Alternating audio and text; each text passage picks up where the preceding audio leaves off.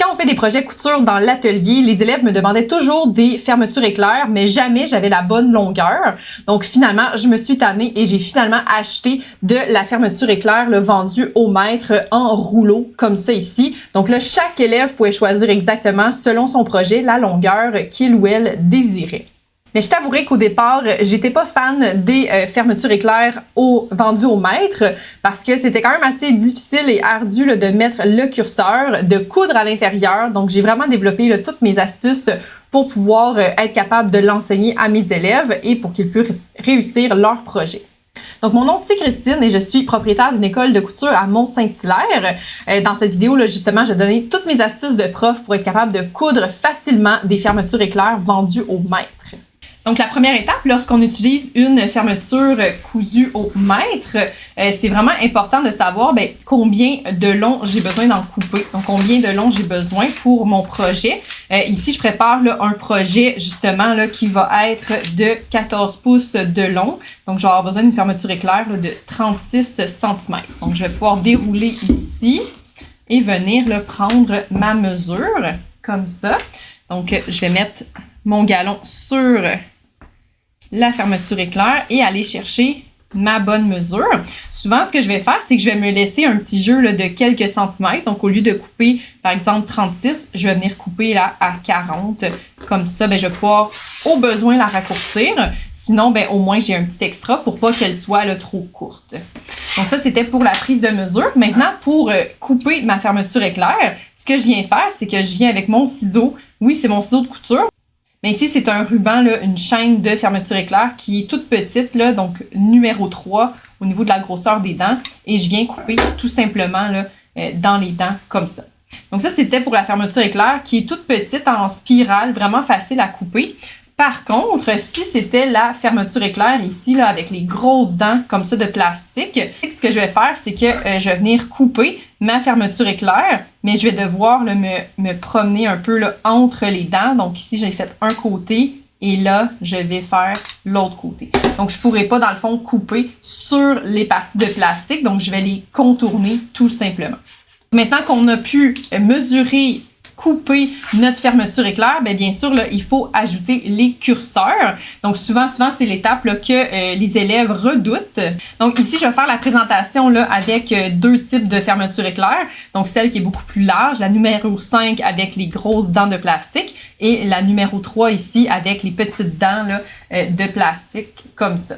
Donc, celle avec les petites dents, c'est vraiment la plus facile. Donc, si tu veux te pratiquer au départ, ça serait vraiment de prendre celle-ci parce que c'est vraiment plus agréable de se pratiquer avec celle-ci. C'est vraiment facile. Les élèves l'ont habituellement du premier coup.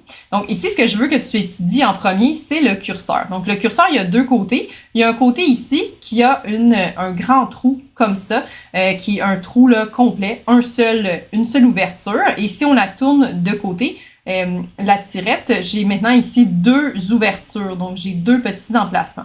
Moi, ce que je veux, c'est utiliser celle avec les deux petits emplacements comme ça. Je vais aller sur ma fermeture éclair. Ici, j'ai déjà commencé à l'ouvrir un petit peu.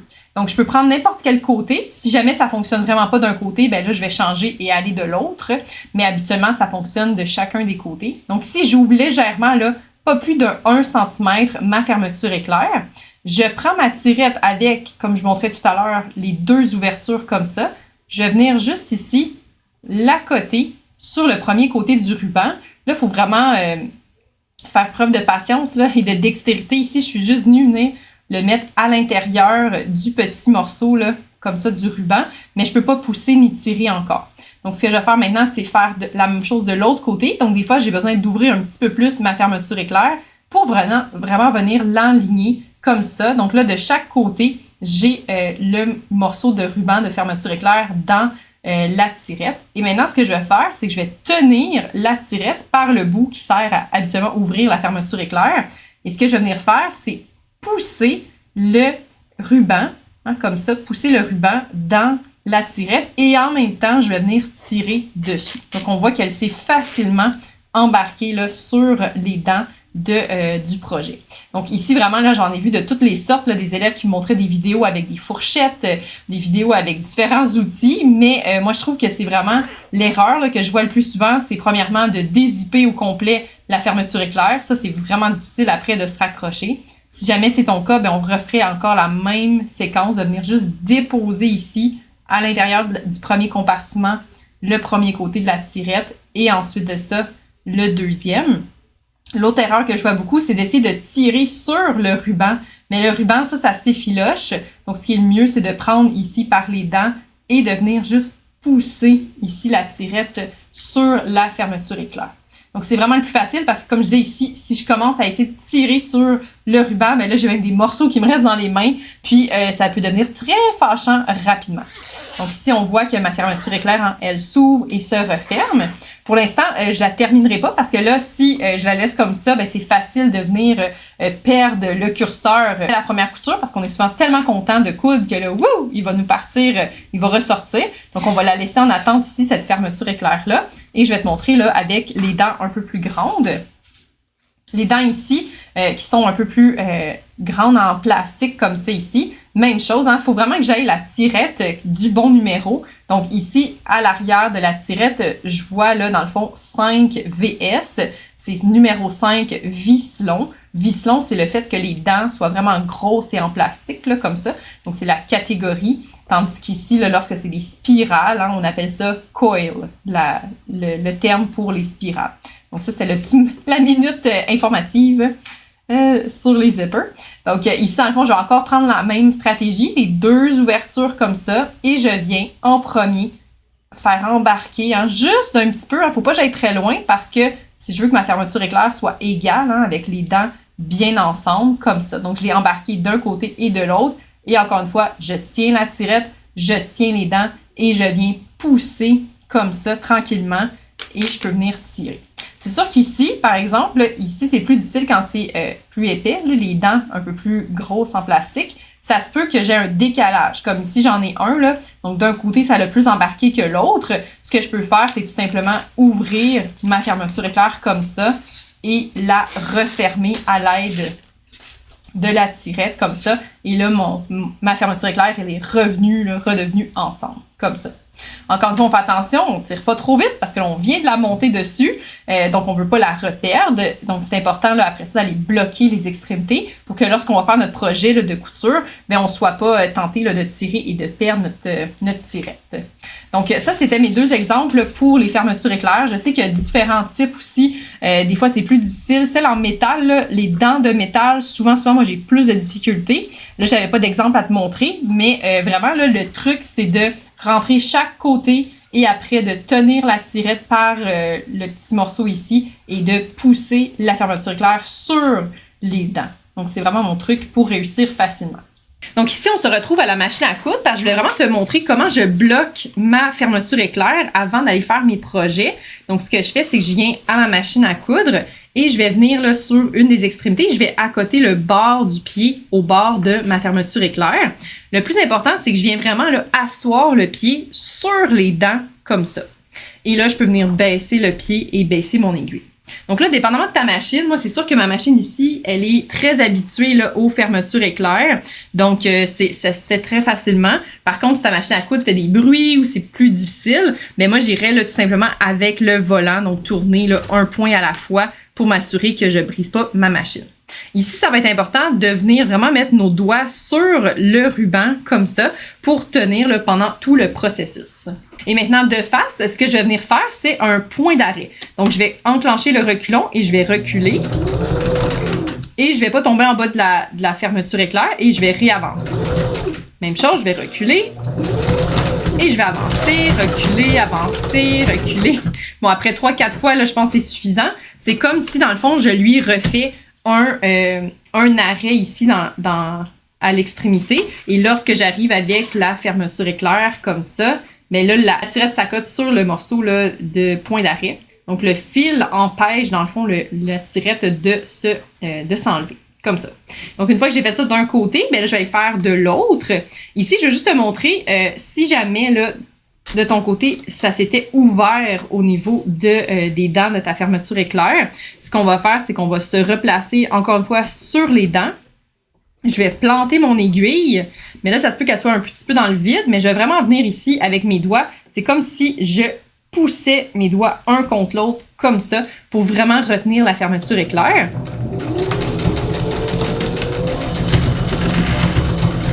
Et j'ai refait, dans le fond, mes 3-4 points d'arrêt là, pour vraiment bien tenir là, tout ça en place. On voit qu'ici, c'est sûr que les dents ne sont pas attachées ensemble, mais lorsque je vais fermer ma fermeture éclair, comme ça, bien là, je vois que oui, les dents, là, ça fonctionne.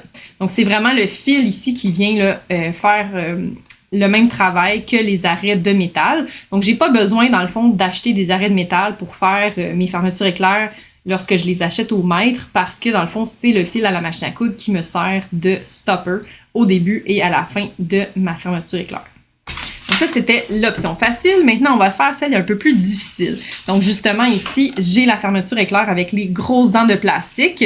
C'est certain que si je vais coudre avec mon aiguille directement sur le plastique, c'est certain que ça va casser mon aiguille. Donc, si jamais ça t'arrive pas, c'est vraiment que tu es très chanceux, chanceuse. Mais c'est ça, c'est certain que ça va casser l'aiguille de la machine. Donc, ce que je vais faire pour faire quand même mon arrêt avec le fil, c'est sûr que certains vont préférer de le faire à la main pour vraiment là, pas briser leur machine. Mais ici, moi, je vais faire, dans le fond, mon point d'arrêt dans la partie de ruban, comme ça ici. Donc, je me suis accrochée. Et là, ce que je vais faire, c'est que je vais y aller avec le volant. Donc, je tourne le volant un point à la fois et je reste à l'affût pour voir est-ce que je suis en train de passer entre les dents ou est-ce que j'ai passé là dessus. Donc là, j'ai pu bouger un peu mon pied, mon aiguille pour être certaine de passer là sur le côté. Et là, cette fois-ci, je ne ferai pas là, plein de points. Je vais ici maintenant enclencher le reculon. Oups, ça a tombé. Je vais enclencher mon reculon pour être capable de refaire le même chemin. C'est sûr que là, c'est un peu plus difficile parce que j'ai ma main sur mon reculon. Comme ça. Donc, j'y vais vraiment là quelques points. Et ici, ben, je ne serai pas aussi généreuse que dans l'autre exemple, là, comme ça. Je vais juste le faire. Là, j'ai avancé et reculé. Et on va voir, là, est-ce que c'est suffisant? Donc, j'ai pu passer, comme on voit ici, je suis vraiment entre les dents de ma fermeture éclair.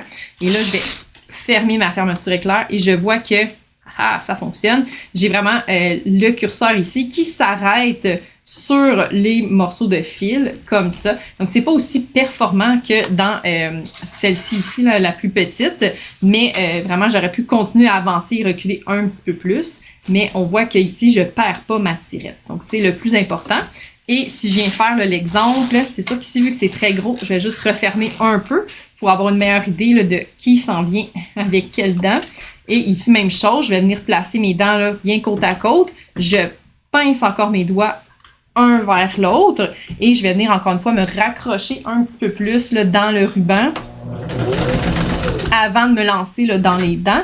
Donc, dans les dents, c'est sûr que là, je zigzague entre les morceaux de métal comme ça. Le plus dur, c'est un petit peu le reculon. Donc, je vais l'enclencher avec ma main et tourner avec l'autre comme ça. Là, je suis un petit peu sur le plastique. On pousse un peu. On y va. C'est pas évident, mais je vais aller voir là, si là, j'ai juste avancé et reculé comme pour l'autre côté. Est-ce que c'est suffisant pour ne pas perdre mon curseur? Et voilà, je vois que je suis bien bloquée.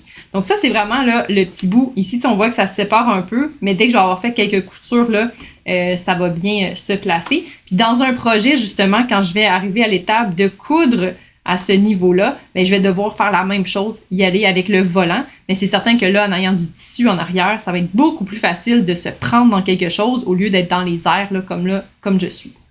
Donc, j'espère que ça t'a donné le goût d'essayer là, les fermetures éclair vendues au mètre. Moi, je t'avoue que depuis que je les ai adoptées vraiment là, dans tous les projets pour les élèves, c'est ce que j'ai de disponible sur place. Ça se prête à tous les projets. C'est certain que de mon côté, vu que ça se vend là, en assez grande quantité, ici, j'avais 40 mètres de chaîne de fermeture éclair. Ben, j'en ai acheté seulement de la blanche et de la noire pour tous les projets. Donc, c'est certain que ça te réduit un peu au niveau de la couleur de tes fermetures éclair. Mais ça peut être très utile là, si tu fais par exemple une housse pour une banquette, ben là tu as besoin d'une fermeture éclair qui est beaucoup plus longue ou une housse de couette pour le lit. Donc vraiment, on a besoin de presque 2 mètres de fermeture éclair. Donc c'est vraiment pratique à acheter là, au mètre. Puis de mon côté, vraiment, j'ai pas senti que dans un projet, là, ça me causait problème. Au contraire, dans le fond, je trouve que de pas avoir les morceaux de métal en haut et en bas, c'est seulement du fil. Je trouve que ça me simplifie la couture là, de beaucoup d'étapes. Donc c'est plus facile de coudre à la machine directement avec mon pied de machine à coudre. Donc, tu pourrais te demander, est-ce que j'ai vraiment pas besoin des arrêts de métal? Habituellement, là, lorsque quelqu'un veut acheter, veut modifier une fermeture éclair, ben là, on doit acheter le petit morceau de métal pour remplacer, pour vraiment stopper le curseur. C'est sûr que si on faisait une fermeture éclair pour un manteau, ben, on n'aurait peut-être pas le choix d'utiliser là, cette petite ajout-là d'arrêt de métal pour pas que la fermeture éclair sorte. Il y a quand même des façons là, de truquer et de faire que ça ne ressorte pas aussi. Mais moi, je trouve que justement, ça me simplifie la vie de ne pas avoir à acheter tout le temps de la quincaillerie de plus pour faire ma fermeture éclair. Un curseur, la chaîne et je peux faire là, tous mes projets. Donc, ça t'a peut-être même donné des idées, là. T'as des fermetures éclair que t'avais pas d'usage encore, sont extra longues, mais toi, tu fais des petites pochettes, par exemple. Ben oui, tu peux les modifier, là, la longueur de tes fermetures éclair existantes. Donc, même si elles sont très longues, ben tu peux venir faire, là, le petit point d'arrêt sur les dents et pouvoir, ben, couper après, là, ce qui dépasse. Donc, ça, je trouve que ça donne une belle flexibilité parce que tu peux avoir des fermetures éclair qui sont trop longues, mais que tu utilises, là, finalement, si elles sont de la bonne couleur, par exemple, dans un projet, là, qui demande une fermeture éclair un peu plus petite. Donc vraiment, moi, je les adore, les fermetures éclair vendues au mètre parce que je peux vraiment l'adapter à tous mes projets. Puis je voulais aussi te partager là, une ressource vraiment intéressante pour avoir des fermetures éclair qui sortent de l'ordinaire, puis pour lesquelles tu peux même choisir le curseur, avoir des petits détails là, que tu peux personnaliser selon tes projets. Donc ici, je vais te parler du fournisseur Zipper Valley. Donc vraiment, si tu veux tomber dans le monde des fermetures éclair là, qui sont vendues au mètre. Donc ici, je peux aller chercher, là, par exemple, le type de métal. Ici, c'est du faux métal, c'est vraiment en plastique.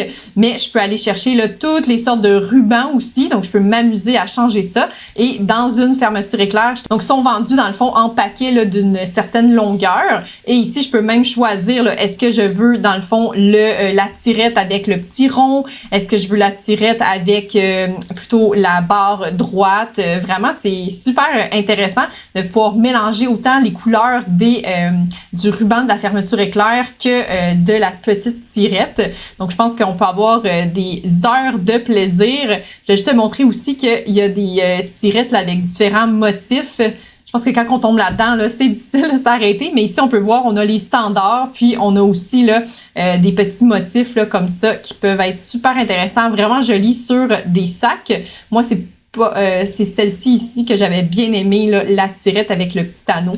Donc, je vais juste te montrer un peu là, à quoi ça ressemblait, mais j'ai vraiment adoré travailler avec ces fermetures éclairs-là. On peut les retrouver chez d'autres fournisseurs aussi. Le fait qu'on peut aussi choisir notre ruban et la couleur là, des dents, moi, je trouvais ça génial. Si tu aimerais être accompagné dans tes prochains projets, je prépare des nouveaux cours en ligne tous les mois. Justement, je suis en train de préparer un cours sur comment faire nos coussins à la maison à partir de nos propres formes de coussins. Donc, comment redécorer, donner une deuxième vie à ton décor à la maison. Donc, le lien va être juste ici là, dans la description. Ça va me faire plaisir de pouvoir t'accompagner là-dedans. Donc, si tu te demandes comment coudre une fermeture éclair sur du tissu extensible, parce qu'on est vraiment dans le sujet là, de comment maîtriser nos fermetures éclair, ben, j'ai une vidéo là, qui s'en vient très prochainement. Donc, je la mets juste ici là, pour que tu puisses la consulter. Ça peut vraiment t'aider à ne pas perdre des heures de frustration là, à essayer de coudre dans du tissu qui s'étire là, au fur et à mesure. Donc, je te suggère là, d'aller voir ça dès maintenant. Donc, je te dis à la prochaine et bonne couture. Bye bye!